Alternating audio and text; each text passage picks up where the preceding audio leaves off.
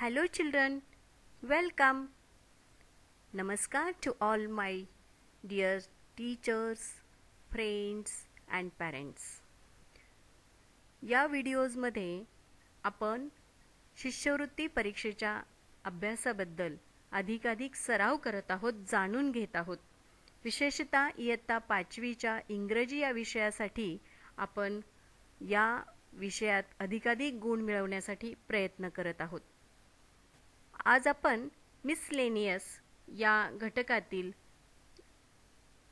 काही उपघटक अभ्यासणार आहोत. मागच्या व्हिडिओमध्ये आपण आर्टिकल्स पाहिले, प्रिपोजिशन्स येतात, यामध्ये ॲडजेक्टिव्ज असतात, ॲडव्हर्ब्स, सेंटेन्स फॉर्मेशन आणि सिंग्युलर प्लुरल. तर असे हे सारे उपघटक मिळून हा मिसलेनियस तयार होतो. आणि मिसलेनियस तयार झाल्यानंतर म्हणजे या मिसलेनियस या घटकावर एकूण 6 गुण असतात. म्हणजे 3 प्रश्न आपल्याला सोडवायचे असतात. आपण हे लक्षात घेऊयात. तर आज आपण यापैकी प्रिपोजिशन्स हा उपघटक पाहणार आहोत. प्रिपोजिशन्सलाच मराठीमध्ये म्हणतात शब्दयोगी अव्यय. म्हणजे ज्या शब्दाच्या 8 जाती आहेत, नाम, सर्वनाम, विशेषण, क्रियापद आणि मग क्रियाविशेषण, शब्दयोगी, उभयान्वयी आणि केवल प्रयोगी. तर त्यातले हे प्रिपोजिशन्स म्हणजे शब्दयोगी अव्यय. जसे मराठीत असतात तसेच ते इंग्रजीतही असतात. की जो म्हणजे मराठीत तर प्रिपोजिशन्स म्हणजे शब्दयोगी हा शब्दाला जोडून येतो, इंग्रजीमध्ये कसा येतोय त्याचा आपण आता अधिकाधिक अभ्यास करणार. चला तर मग जाणून घेऊया आपण काइंड्स ऑफ प्रिपोजिशन. प्रिपोजिशनचे प्रकार आहेत. कोणकोणते प्रकार आहेत? तर preposition of place. Preposition of place म्हणजे याला आपण कुठे आहे हे एखादी वस्तू, तर त्याच्याबद्दल in, at, on, under, below, over, near, next to. तर अशा पद्धतीने हे प्रिपोजिशन ऑफ प्लेस आहे. त्यानंतर आहे प्रिपोजिशन ऑफ टाइम. आपल्याला वेळ दाखवतं त्याबद्दलचे हे आपण म्हणूया की शब्दयोगी अव्यय आहेत. On, at, in, for, since. त्यानंतर प्रिपोजिशन ऑफ मूवमेंट म्हणजे क्रियावाचक शब्दयोगी. तर into, out of, towards, from. तर अशा पद्धतीने म्हणजे प्रिपोजिशन ऑफ प्लेस म्हणजे स्थलवाचक शब्द आपल्याला माहिती पाहिजेत. हे कालवाचक प्रिपोजिशन ऑफ टाइम आणि प्रिपोजिशन ऑफ मूवमेंट म्हणजे क्रियावाचक, कशी घडतीये क्रिया, कुठे घडत आहे याबद्दल आपण आता याचे काही आपण आणखीन उदाहरणं पाहूयात. चला तर मग बघा, इन हे प्रिपोजिशन कुठे कुठे येतं तर त्याबद्दल मी असा हा टेबल दिलेला आहे. तुम्ही ह्या सावकाशपणे पाहू शकता. व्हिडिओ जरा थोडा वेळ पॉज करा आणि व्यवस्थित सगळी उदाहरणं तुम्ही पहा की रूम, बिल्डिंग, स्ट्रीट, टाउन, आणखीन पण काही उदाहरणं. She is in the kitchen, it is in the book, I put the ball in the car, he lives in London. म्हणजे अशा पद्धतीने इन कुठे येतं, ॲट कुठे येतं, ऑन कुठे येतं, अंडर कुठे येतं, ओव्हर कुठे येतं, याच्याबद्दलची अधिक माहिती आपण या टेबलवरनं जाणून घेऊया. आणि विशेषतः आपण हा कोणताही व्याकरणाचा भाग आपण मुलांनो या लहान वयात शिकल्यानंतर आपल्याला पुढे त्याचा फार मोठा फायदा होतो. ही गोष्ट आपण कधीच विसरायची नाही. म्हणजे फक्त शिष्यवृत्तीसाठी नाही तर अनेक प्रकारच्या स्पर्धा परीक्षांसाठी या प्रिपोजिशनचा उपयोग होतो. नुसतं प्रिपोजिशनच नाही, प्रत्येक प्रकारचं म्हणजे जे काही व्याकरण आपण शिकत आहोत त्यातला प्रत्येक घटक हा भाषा समृद्धीसाठी महत्त्वाचा असतो. प्रिपोजिशन ऑफ मूवमेंट याच्यामध्ये पण मी जी उदाहरणं दिली, to, into, towards, onto. आता ऑन टू कसं येईल बघा, movement to the top of something. तर jump onto the table. किंवा इन टू कसं येतं, इन टू म्हणजे काय, आत, enter a room or building, go into the hall, go into the hall. म्हणजे इन टू आणि onto हे एकदम एकमेकांच्या विरुद्ध आहेत, हे लक्षात घ्यायचं. फ्रॉम, आउट ऑफ किंवा नुसतं off, leaving a public transport, get off the train. तर म्हणजे ट्रेनमधनं उतरणं म्हणजे आहे की नाही की ही आपण म्हणतो क्रियावाचक. प्रिपोजिशन ऑफ मूवमेंट हे सारे क्रियावाचक शब्दयोगी अव्यय आहेत, हे लक्षात ठेवायचंय तुम्ही. ठीक आहे. तर मुलांनो आता आपण काही चित्रांवरून हे लक्षात घेऊया की हे प्रिपोजिशन्स कुठे वापरतात, हे शब्दयोगी अव्यय कुठे वापरतात. कारण शब्दयोगी अव्यय याचा अर्थच असा होतो की दोन गोष्टींमधला संबंध हा कोणत्या शब्दांनी दाखवला जातो. आता बघा इथे छान चित्र आहे. Where is the ball? On the table, onto the table, under the table, over the table. Where is the ball? तर बॉल पाहून आपल्याला ऑन द टेबल हे बरोबर वाटतोय किंवा ऑन टू द टेबल बरोबर वाटतोय, ओव्हर द टेबल बरोबर वाटतोय, अंडर द टेबल बरोबर वाटतोय. कोणता नेमका बरोबर आहे? तर व्यवस्थित आपण पाहिल्यानंतर आपल्या लक्षात येईल की तर काय असेल, ऑन द टेबल. म्हणजे बरोबर एकदम त्या सरफेस टू सरफेस, सरफेसवर ठेवलेली वस्तू म्हणून ऑन म्हणायचंय. आता सरफेस पासून काही अंतर वर असेल तर त्याला ओव्हर म्हणतात, काही अंतर खाली असेल तर त्याला अंडर म्हणतात. हे आपण शिकलेलो आहोत. पुन्हा एकदा आपण त्याची उजळणी करणार आहोत. आता दुसरं चित्र पाहूया. या चित्रामध्ये विशेषतः where is the ball? On the table, onto the table, under the table, over the table. Which option is correct? Let's see. Come on. Correct. The ball is under the table. म्हणजे अशा पद्धतीने आता इथे table असेल किंवा bridge असेल किंवा tree असेल किंवा फॅन असेल. तर आता fan is over our head. तर असं आपल्या लक्षात आलं पाहिजे की कुठल्या जागांवरून आपण बरोबर उत्तर काढायचंय. म्हणजे हेच प्रश्न येतील असं नाही, परंतु अशा सारखे प्रश्न येतील हे लक्षात ठेवायचंय. Wear is the ball? Ball तुम्हाला फार आवडतो ना, म्हणून मी बॉलचं उदाहरण परत परत घेतलंय. Where is the ball? On the box, onto the box, into the box, over the box. This is the box and where is the ball? तर in the ball, sorry in the box होईल का in to the box होईल? काय म्हणणं आहे तुमचं? काढताय उत्तर? Yes, the ball is into the box. आतमध्ये आहे बॉक्सच्या. म्हणून इन टू हे शब्द एकदम परफेक्ट वापरायचे. याच्यामध्ये काही बदल करायचा नाही किंवा लक्षात घ्यायचं की एखाद्या ठिकाणाला कोणतं शब्दयोगी अव्यय वापरलं जातं. This is the very beautiful picture. You will like it. आता पाहूया आपण. Where is the cat? This is the tree, this is a cat. So where is the cat? On the tree, near the tree, into the tree, under the tree. पाहूया आपण काय उत्तर सांगताय तुम्ही.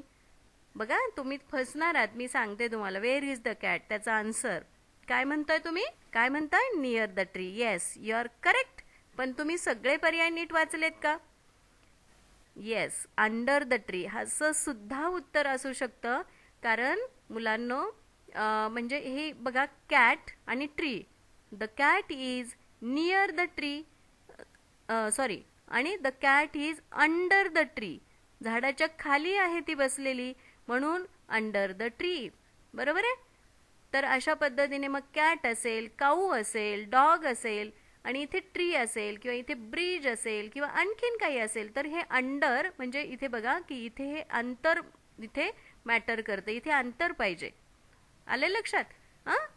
समजलं ना? म्हणजे एका प्रश्नाचे दोन दोन पण उत्तरं असू शकतात. खरं 5वीला असे प्रश्न नसतात, ते 8वीला असे प्रश्न असतात. परंतु आपण त्याचा सराव थोडासा करूया आणि तुमची थोडी गंमत पण केली मी 2 पर्याय देऊन. म्हणून सगळे पर्याय वाचायचे असतात. लक्षात घ्या मुलांनो. इन फ्रंट ऑफ आणि बिहाइंड हे सुद्धा आता एखादं म्हणजे स्थलवाचक, place, preposition of place. In front of म्हणजे आता बघा, हा दिस इज कोण आहे? हा तुमचा मित्र आहे जोकर. जोकरला दुसरा शब्द काय मुलांनो? Clown. Okay. The clown is in front of the ball. हा मोठाच्या मोठा सर्कशीतला बॉल आहे आणि बॉलच्या तो पुढे उभा आहे म्हणून त्याला इन फ्रंट ऑफ म्हणतात. मी मुद्दाम इथेही शब्द लिहिलाय, इथेही शब्द लिहिलाय, म्हणजे तुम्हाला हे चुकणार नाही. Joker is in front of the ball आणि त्याच्या बरोबर विरुद्ध बघा. आता joker is behind the ball. आता हेच वाक्य मी असंही म्हणू शकते ना, the ball is in front of joker. म्हणजे बॉल त्याच्या पुढे आहे म्हणून the ball is in front of the joker and the joker is behind the ball. म्हणजे एकच वाक्य 2 प्रकारांनी कसं बोलायचं हेही तुम्हाला लक्षात आलं पाहिजे आणि त्याचा सराव करायचा. बिहाइंड म्हणजे मागे, इन फ्रंट म्हणजे पुढे. लक्षात येत आहे की आपल्या घराच्या पुढे अंगण असतं. मग आपण काय म्हणणार की जे अंगण आहे ते इन फ्रंट म्हणणार. बरोबर आहे. तर अशा पद्धतीने आपण एखादी वस्तू कुठे आहे ठिकाण त्याचं लक्षात घ्यायचं आणि तसं आपण प्रिपोजिशन वापरायचं आहे. बघा आता इथे अजून एक गोष्ट मला तुम्हाला स्पष्ट करायची आहे की there are 2 boxes. These are 2 boxes and here is an apple. So जेव्हा दोन गोष्टींच्या मध्यभागी एखादी गोष्ट असते त्याला बिटवीन म्हणतात. Between. An apple is between the boxes. An apple is between the boxes. आता इथे this is a small house and here are many trees. तर आता मग इथे बिटवीन म्हणता येणार नाही कारण इथे 2 पेक्षा अधिक झाडं आहेत. जर इथे 2च झाडं असती तर बिटवीन द हाऊस झालं असतं, पण the house is among the trees. Among the trees म्हणजे बिटवीन म्हणजे सुद्धा मध्ये, अमॉंग म्हणजे सुद्धा मध्ये, परंतु अनेक वस्तूंच्या मध्ये असेल तर अमॉंग म्हणायचं, 2 वस्तूंच्या मध्ये असेल तर बिटवीन म्हणायचं मुलांनो. म्हणजे या दोघांमधला फरक कधीही विसरायचा नाही. मोठे होईपर्यंत आपण हे नेहमी लक्षात ठेवायचं आणि यामुळं आपली भाषा सुधारते हेही लक्षात ठेवायचं. गुण तर मिळवायचेच, परंतु आपल्याला आपल्या भाषेची समृद्धी करण्यासाठी, चांगलं इंग्लिश येण्यासाठी, चांगलं बोलण्यासाठी आपण या प्रिपोजिशनचा आणि एकूणच सगळ्या ग्रामरचा अभ्यास करत आहोत. आता आणखीन काही, आता तुमची ही कॅट फार आवडीची ना, तर ह्या कॅटची पोझिशन कुठे कुठे आहे त्यावरूनही आपण म्हणजे बघा, the cat is in front of the box, the cat is next to the box, म्हणजे जर इथे असेल तर next to the box, near the box असंही होईल. The cat is behind the box, the box is in front of the cat. येते लक्षात? म्हणजे मी 2 शब्दांमध्ये तुम्हाला बदल करून सांगितलाय. Here are 2 boxes, so the cat is between the boxes.